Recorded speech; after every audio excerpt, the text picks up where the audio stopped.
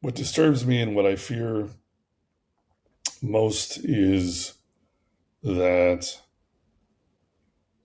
although there have been brilliant successes of um, the army and the nation in the last 2 years, Baruch Hashem, and we've really fought our way back, and um, in many ways feel, by comparison to nearly 2 years ago on Shmini Atzeret, much more so back on top.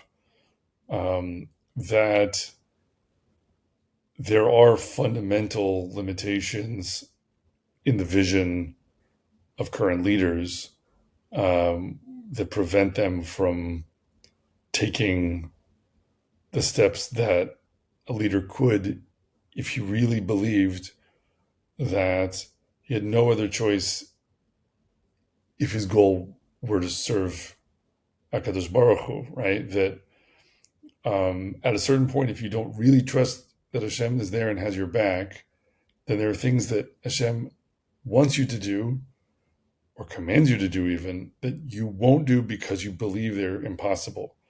And then you have to stumble. And that can be at a national level extremely painful. I was just referring, in talking about being attacked by Amalek as one kind of a very painful stumble. And what I dread is I don't think all of this can end with a complete unreserved vindication of, let's say, Netanyahu and his and the attitude about national destiny and security that he represents, because he's been a very strong leader in many ways. He's been a very effective leader in some ways, but he also misses on key points, like with Har HaBayit, for example. Whenever Har HaBayit comes up, it's always kind of, as far as he's concerned, when he speaks about it, it's not worth the headache. And I think that in this war, to see how our enemies launched it, even branding their attack with their name for Har HaBayit, and to not see real progress on Har HaBayit for Jews as just as important as anything like attacking Iran as a sort of a capstone to what we have to accomplish in this war. To miss that point, and I pray, I hope that actually he doesn't miss that point and that he's changed, and we will see that. I would rather that Bibi turn into a more Davidic leader than a Benjaminite leader that he has been historically, through his own development, so that we can see him rewarded by Hashem with great wonders. But when I see signs that's not what's happening, I feel a sense of trepidation about what that will mean for having to see the built-in failures to that model come to fruition, because that's the story over and over again, right? It's in the time of Koresh or Cyrus, the Jews were told they could all go back to the land. Most of them didn't and wanted to stay in Persia, and then you end up with Haman trying to kill everyone.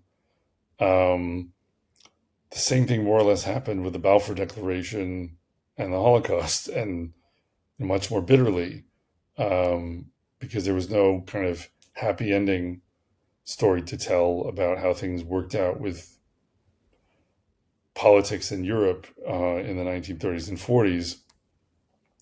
And even with the attack on Shmini Atzeret at the start of the war, again,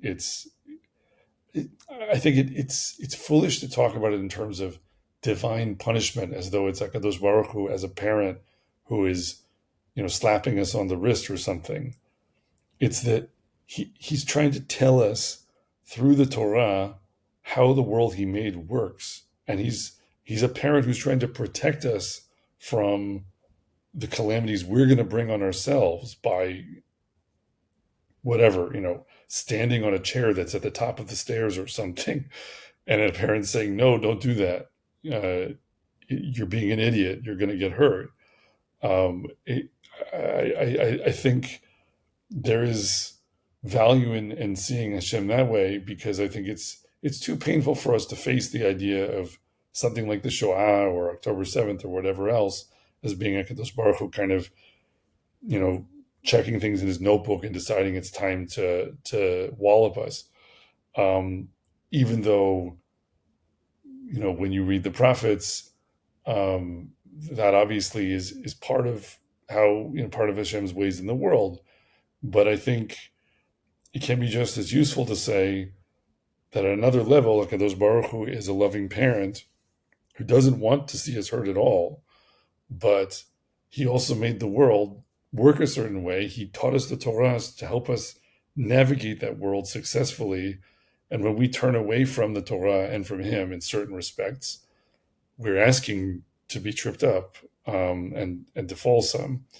So I'm hoping B'ezrat Hashem that will be as light medicine as necessary, if indeed it's the case that our leaders continue to fall short in what needs to be done to our enemies to really merit deliverance from this situation. There's been plenty of progress, and in another sense, there's been a lot of openly declared commitment to half measures that aren't going to cut it.